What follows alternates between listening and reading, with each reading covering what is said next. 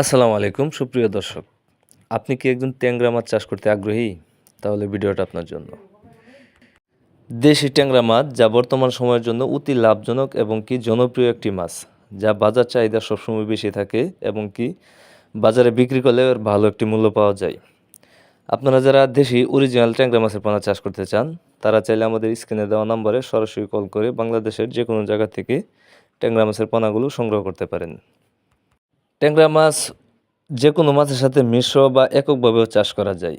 এই ট্যাংরা মাছ চাষের ক্ষেত্রে খুব অল্প সময়ে বাজারজাত করা যায়। সর্বোচ্চ আপনার 4 থেকে 4.5 মাসে আপনি 14 থেকে 15 পিস কেজি বানিয়ে বাজারে বিক্রি করতে পারবেন। এই ট্যাংরা মাছের পোনাগুলো আপনি প্রতি শতাংশে যদি এককভাবে করতে চান 400 থেকে 500 পিস চাষ করতে পারবেন। আর যদি মিশ্রভাবে করতে চান তাহলে 200 থেকে 250 পিস এই ট্যাংরা মাছের পোনাগুলো চাষ করতে পারবেন।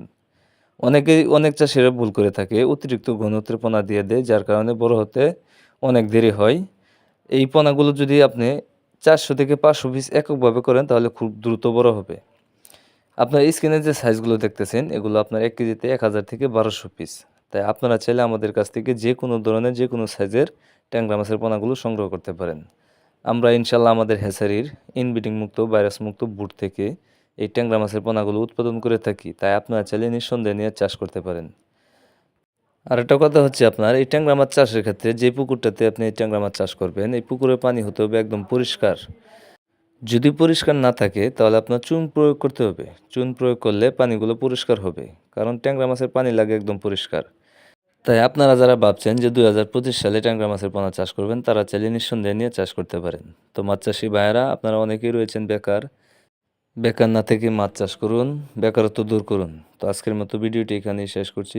যদি ভিডিওটি ভালো লেগে থাকে অবশ্যই একটা শেয়ার, একটা কমেন্ট, একটা লাইক করে রাখবেন, যাতে করে পরবর্তীতে আমাদের এই মাছ চাষ সম্পর্কিত যে কোনো ধরনের ভিডিও পেতে আপনাদের জন্য খুবই সহজ হয়।